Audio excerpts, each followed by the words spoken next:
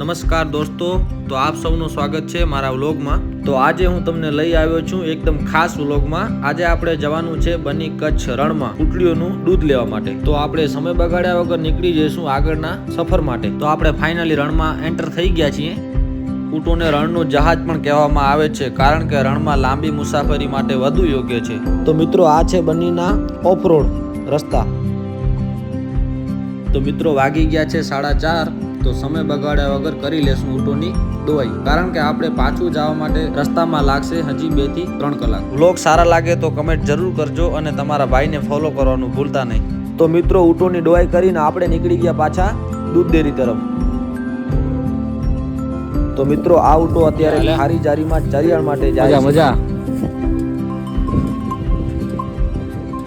મિત્રો, આપણે ડેરી પહોંચી ગયા છીએ. પહોંચ્યા તો આપણા ગામના 2 મિત્રો આપણી રાહ જોતા હતા, કારણ કે એમને જોઈતું હતું દૂધ. તો આપણે એમને આપી દીધું દૂધ અને નીકળી ગયા ઘર તરફ. તો મિત્રો, મળીશું ફરી એક નવા વ્લોગમાં.